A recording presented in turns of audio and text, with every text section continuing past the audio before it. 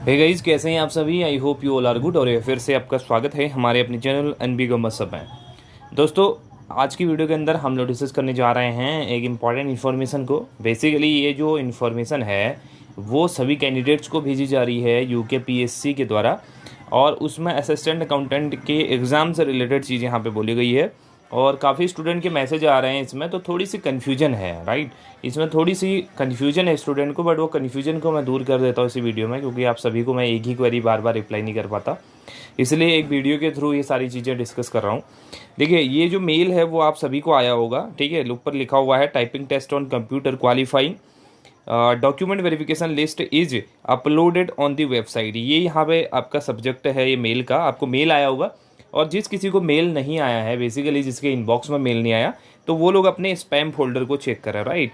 आपको left hand side में spam folder दिख जाएगा, उसमें चेक करें। रीजन बीइंग कि ये जो मेल है बहुत सारे लोगों को एक साथ किया गया रहेगा, तो उसके लिए ये फोल्डर ऑटोमेटिकली, ये जो मेल है वो स्पैम फोल्डर में चला जाता है। ऑल्दो ये जो आपका मेल है वो इम्पॉर्टेंट है, बट जो एल्गोरिदम है, जो एआई है, बेसिकली वो उस चीज़ को समझ नहीं पाता।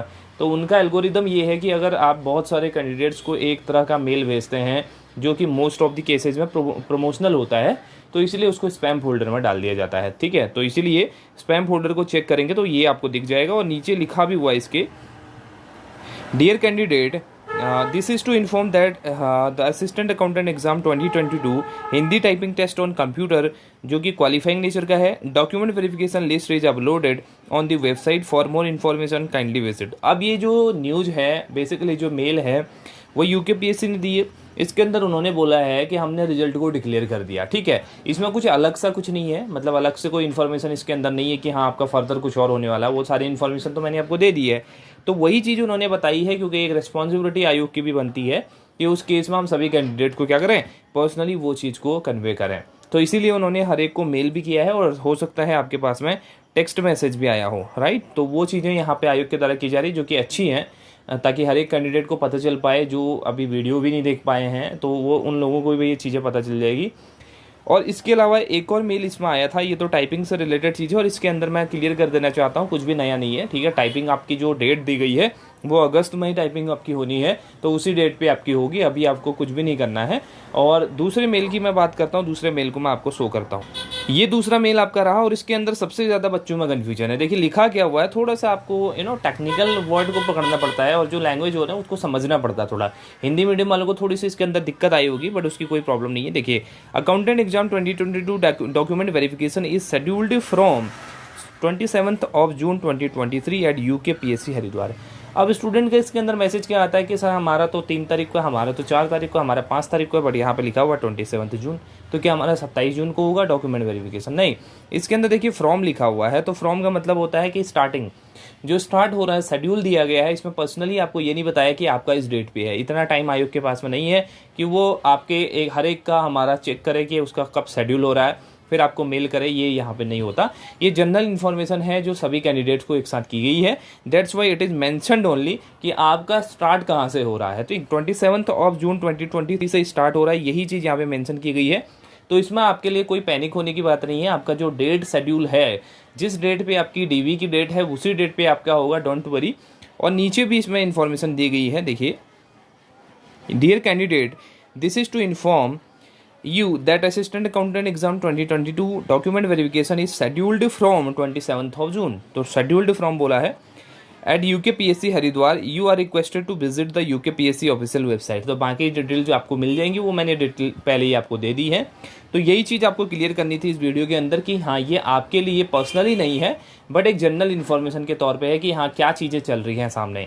हर एक कैंडिडेट का अलग अलग डेट पे है, अलग अलग शिफ्ट पे है, उन सभी को ऑल द बेस्ट। लेकिन इससे कोई रेलेवेंसी आपकी नहीं है, क्योंकि 27 से स्टार्ट है। ऑल्दो कि 27 को भी है, मॉर्निंग में भी है, इवनिंग में भी डीबी का डेट है, बट जिसका जिस डेट पे है उसी डेट पे ये शेड्यूल किया गया है, ठीक है बात। तो ये इन्फॉर्मेशन आप सभी को देनी थी इस वीडियो के माध्यम से। आई होप कि आपको थोड़ा क्लैरिटी इसके अंदर हो गई होगी सभी चीज़ों की। अपने दिमाग में आप लोग ज़्यादा कन्फ्यूजन मत रखिए, ठीक। अभी आप लोग टाइपिंग पे ध्यान देना है आप लोगों को, और उसके अलावा अपने डॉक्यूमेंट को आप लोगों को रेडी करना है। बहुत सारी क्वेरीज आ रही है डॉक्यूमेंट से रिलेटेड। देखिए, बहुत सारी तो ऐसी क्वेरीज आ रही है कि हमारे पास डॉक्यूमेंट ही नहीं है, या हमने डिटेल गलत डाल दी है। ये आपके लिए सिर्फ इस एग्ज़ाम के लिए नहीं, आगे के एग्ज़ाम के लिए भी ध्यान रखने वाली बात है, क्लियर।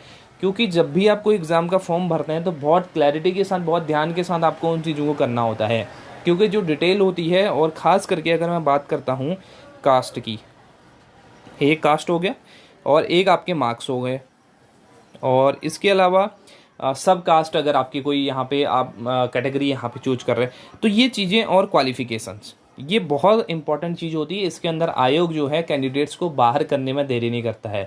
ये चीज़ें आप पहले से किसी और की वीडियो में भी देख सकते हैं। बहुत सारे आपके जो फ्रेंड्स हैं वो अदर एग्ज़ाम में भी गए होंगे, तो उसके अंदर इन चीज़ों में कैंडिडेट को मौका नहीं मिलता। बहुत सारी चीज़ों में, जैसे कास्ट में आपने कुछ गड़बड़ कर दी तो आपको सीधे बाहर कर दिया जाएगा, इतना आपको ध्यान रखना है। अगर आप जनरल कैटेगरी से थे, आपने यहाँ पे किसी कैटेगरी के अंदर अपनी कास्ट को कर दिया है, वहाँ पे आप कहेंगे मैं तो जनरल से हूँ, तो आपका डॉक्यूमेंट वेरिफिकेशन रद्द हो जाएगा। इस बात को ध्यान में रखना है। इसके अलावा कुछ मार्क्स में गड़बड़, जैसे मान लिया जाए क्राइटेरिया रखा गया है कुछ, और आपने उस क्राइटेरिया को बेसिकली गलत तरीके से रिप्रेजेंट किया कि हाँ मेरे तो इतने मार्क्स बन रहे हैं, तो उस केस में भी आपका डीवी नहीं होगा। तो ये कुछ चीज़ें हैं जो बड़ी चीज़ें हैं, आपको ध्यान में रखनी। किसी का बैचलर की डिग्री नहीं है, ठीक है, तो ये चीज़ें ध्यान में रखनी है।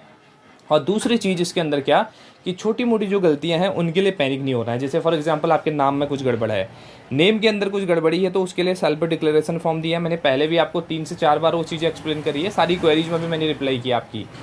उसको आपको फिल करना है। उसके अलावा किसी भी तरह का कोई एफिडेविट आपका नहीं लगने वाला उसके अंदर, ठीक है। उसके अंदर एफिडेविट नहीं लगाने की आपकी कोई दिक्कत नहीं, आपको लगाने की ज़रूरत नहीं है। उसके अंदर आपको सेल्फ डिक्लेरेशन फॉर्म भरना है।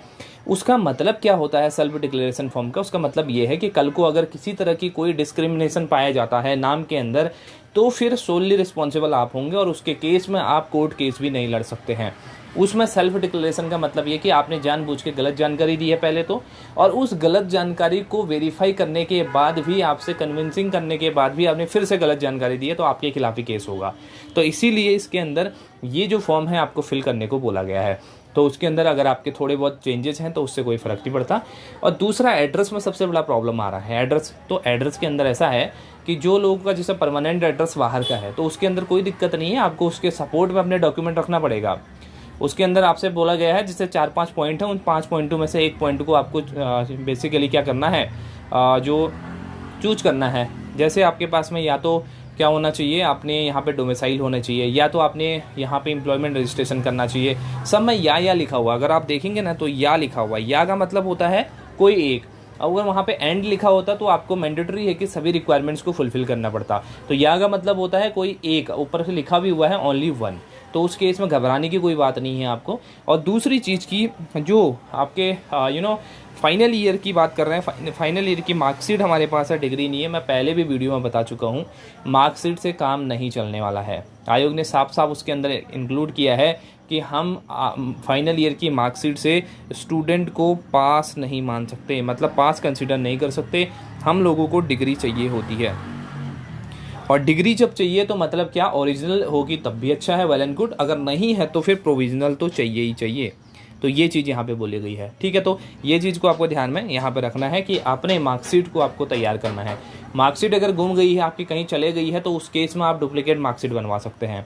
फिर उसमें नंबर आपका चेंज हो जाएगा। अभी मेरे पास एक मेल से क्वेरी आई हुई थी कि सर हमारा जो मार्कशीट है वो यहाँ पे पहले कुछ और थी, और बाद में वो अपडेट हो गई यूनिवर्सिटी से, क्योंकि उसमें इन्वायरमेंटल साइंस का जो पेपर था वो छूट गया था। उसके डिटेल ऐड करने के बाद में उसका नंबर चेंज हो गया। तो उस केस में आपको क्या करना है, यही चीज़ें आयोग को कन्विंस करनी है। अब इसमें ऐसा नहीं कि आपको बाहर कर दिया जाएगा, ऐसा कुछ नहीं है। मार्क्स आपके टैली करेंगे, डिग्री आपके पास में है तो आपको डरने की ज़रूरत नहीं है। डिग्री जब आपके पास में है तो मार्क्स भी आपके पास में है, बट आपका जो सीरियल नंबर है ना और डेट है वो यहाँ पे चेंज हो जाएगी। तो उसमें ऐसा कोई दिक्कत वाली बात नहीं है। आपको क्या करना है, ओल्ड वाली मार्कशीट अपने पास रखनी है, चाहे फोटोकॉपी आपके पास में हो चल जाएगी, और जो न्यू मार्कशीट बनी है वो आपने अपने पास में रखनी है। आपको बताना है ऐसी ऐसी प्रॉब्लम हुई थी तो मुझे वहाँ से वो चेंज करना पड़ा, और यूनिवर्सिटी ने इस तरीके से इसको रेक्टिफाई किया। और उसके बाद आप अगर यूनिवर्सिटी चाहती है क्लैरिफिकेशन तो यूनिवर्सिटी से लिखवा के ले जा सकते हैं। यूनिवर्सिटी से आप बहुत बार ऐसा होता है कि कोई चीज़ों को अगर वेरीफाई करना होता है तो यूनिवर्सिटी से लिखवाया जाता है, आपके वाइस चांसलर के थ्रू वो आप वहाँ पे स्टैंपिंग दे सकते हैं। तो वो चीज़ भी रिक्वायर्ड होती है अगर इन केस फर्दर कोई रिक्वायरमेंट पड़ती है, ठीक है। और बाकी की जो क्वेरीज हैं वो तो आप सभी को मैंने पहले ही बता दी थी। फॉर्म हिंदी इंग्लिश जो मर्जी आपकी उसमें भर सकते हैं। अदरवाइज़ इसके अलावा कि जो हिंदी बोला है तो हिंदी में ही भरना, जहाँ पे इंग्लिश बोला इंग्लिश में ही भरना, उसके अलावा किसी भी उसमें भर सकते हैं। इसके फर्दर एक जो मोस्ट फ्रिक्वेंटली आस्क्ड क्वेश्चन बन रहा है वो ये कि 2 सेट ऑफ डॉक्यूमेंट किसके बनाने हैं भाई। इसमें 2 सेट ऑफ डॉक्यूमेंट्स बोला है तो मतलब क्या कि आपके जो जो फॉर्म हैं इंक्लूडिंग एनेक्शर्स, जो भी एनेक्शर्स हैं 2nd, 3rd, 4th सबको इंक्लूड करके 2 कॉपी बननी है। अब आपको इसमें इतनी प्रॉब्लम क्यों हो रही है कि आप 2 फॉर्म नहीं भर पा रहे हैं, 2 कॉपीज़ ऑफ फॉर्म आप नहीं भर पा रहे हैं। उसमें सिंपल सी बात क्या है कि 2 कॉपी आपके पास ओरिजिनल होनी चाहिए फॉर्म्स की, लेकिन डुप्लीकेट कॉपी होनी चाहिए डॉक्यूमेंट्स की। तो ये सिंपल फंडा है। इसका मतलब क्या होता है कि आयोग के पास में 3-4 विभाग होते हैं अलग अलग जो डॉक्यूमेंट्स होते हैं अलग अलग जगह पे मेंशन, मतलब उनको क्या है मेंटेन किया जाता है। ऐसा नहीं है कि आप चले गए बस आपका सिलेक्शन हो गया बात खत्म। आपका पूरा का पूरा जन्म कुंडली पूरा रिकॉर्ड वहाँ पर रहता है, और एक नहीं 2 से 3-4 डिपार्टमेंट में रहता है। इसीलिए आयोग 2 कॉपी वहाँ पे मांगता है। तो 2 कॉपी मांगने का रीज़न क्या है, दोनों आपके जो फॉर्म है वो हैंड रिटन होना चाहिए, ओरिजिनल होना चाहिए। अब आप इतने फ्यूचर में आप गवर्नमेंट जॉब की तैयारी करने जा रहे हैं और आपको 2 फॉर्म भरने में प्रॉब्लम आ रही है, मतलब 2 सेट फॉर्म भरने में प्रॉब्लम आ रही है जो कि आई थिंक 6-7 पेज के हैं। तो उसमें सिंपल डिटेल ही तो डालनी है। आप कह रहे हैं कि हम फॉर्म को फोटोकॉपी करके दूसरा सेट बना लेंगे, तो ये जस्टिफाइबल नहीं है। अगर आपको ऐसा करना है आप कर सकते हैं, बाकी मैंने अपनी तरफ से बता दिया कि ये सही नहीं है। आपको क्या करना है, फॉर्म्स को भरना है और फोटोकॉपीज़ करनी है। और बहुत सारे स्टूडेंट तो आप लोग सेल्फ अटेस्टेड भी पूछ रहे हैं। आज तक आपने सेल्फ अटेस्टेड नहीं किया क्या कोई डॉक्यूमेंट, अगर आपने कोई फॉर्म नहीं भरा क्या, तो सेल्फ अटेस्टेड का मतलब अपने खुद के साइन करने, सेल्फ अटेस्टेड लिख देना है। तो थोड़ा बहुत आपको क्या करना है ना, देखिए मैं आपको क्यों बता रहा हूँ ये सारी चीज़ें, क्योंकि आपको खुद से भी सीखनी पड़ती हैं। दूसरे पर डिपेंडेंसी, इस हर एक चीज़ की डिपेंडेंसी सही नहीं है कि आपने जैसे टाइपिंग कर रहे हैं तो टाइपिंग में भी आपको लग रहा हो कि ये कोड नहीं आ रहा, तो खुद से इंटरनेट पे आप लोग सर्च कर सकते हैं। दूसरे से पूछने से अच्छा है कि ये कोड किससे बन रहा है, तो आप देख सकते हैं खुद से कीबोर्ड पे उसको कर सकते हैं। दूसरे पे 100% आपकी डिपेंडेंसी कभी नहीं होनी चाहिए, क्वेरीज से रिलेटेड भी और बाकी चीज़ों से। आप खुद से कोई इन्फॉर्मेशन को सर्च करें और उसको रेक्टिफाई करें, उससे इन्फॉर्मेशन गेन करें, उससे नॉलेज आपको मिलती है, तो वो सबसे बेस्ट थिंग रहती है। हाँ, बड़ी प्रॉब्लम के लिए हम लोग बैठे हैं, बट छोटी छोटी प्रॉब्लम के लिए आप लोग कॉल करते हैं, मैसेज करते हैं, वो थोड़ा सा और लगता है क्योंकि सभी यहाँ पे ग्रेजुएट हैं और बहुत सारे तो पोस्ट ग्रेजुएट भी हैं। ठीक है, तो थोड़ा सा इस बात को ध्यान में रखना और अपनी अंडरस्टैंडिंग को आप लोगों को बढ़ानी पड़ेगी, थोड़ा सा आप लोगों को समझदार बनना पड़ेगा। वो सारी चीज़ें हैं। बाकी सभी को ऑल द बेस्ट। और दूसरी चीज़ इसके बाद पोल मैंने डाला हुआ था, आप सभी ने देखा होगा, उसमें थोड़ा बहुत सारा स्पेसिफाई कर दिया था मैंने, ताकि हमें एक थोड़ा बहुत आइडिया लग जाएगी ऑडिटर और अकाउंटेंट में क्या डिफरेंस यहाँ पर रहने वाला है। तो उसकी मैं नेक्स्ट वीडियो के अंदर बात करूँगा। अगर आप लोग चाहेंगे तो कमेंट कर देना नीचे कि सर कटअप पे एक वीडियो बनाई जाए, तो ही मैं वीडियो बनाऊँगा। अदरवाइज़ आप लोगों का पोल देख ही लिया है, तो उसकी कोई यहाँ पे प्रॉब्लम नहीं है। तो अगर वीडियो चाहिए रहेगी तो आप लोग कमेंट कर सकते हैं। सो गाइज, इतना था इस वीडियो में। फिर मिलते हैं नेक्स्ट वीडियो में। Thank you so much, have a nice day, take care, bye bye.